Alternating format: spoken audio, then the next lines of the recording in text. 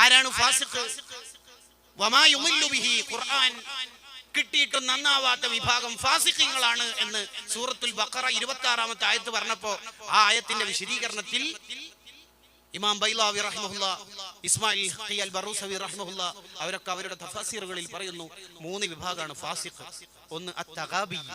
തഗാബി എന്ന് പറഞ്ഞാൽ ഒരു കാര്യം തെറ്റാണെന്ന് അറിഞ്ഞിട്ടും തെറ്റാണെന്ന് പറഞ്ഞിട്ടും ഇടയ്ക്കിടെ ചെയ്യും മൂപ്പര്, അയാൾ ഫാസിഖാണ്.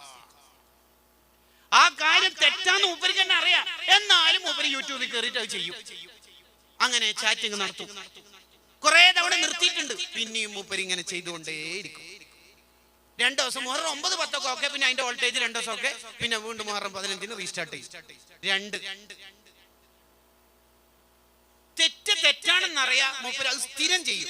ഈ ലവ് അഫെയർ, അഡിക്ഷൻ, ലഹരിയിൽ പെട്ടുപോവുക, ഇങ്ങനത്തെ തെറ്റൊക്കെ ഉണ്ടാവും. എങ്ങനെയും രക്ഷപ്പെടാൻ കഴിയാത്ത തെറ്റ് എന്നവർ വിചാരിക്കുന്ന തെറ്റ് സ്ഥിരം അത് ചെയ്യും.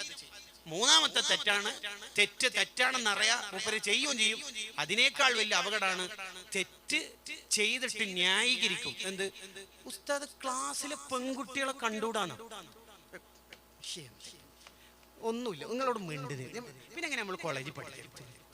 ഒന്ന് സ്വന്തം ഭാര്യന്റെ അനിയത്തിനെ കാണാൻ പറ്റൂല, പക്ഷെ നമ്മളെല്ലാം ഒരു ചോരയല്ലേ?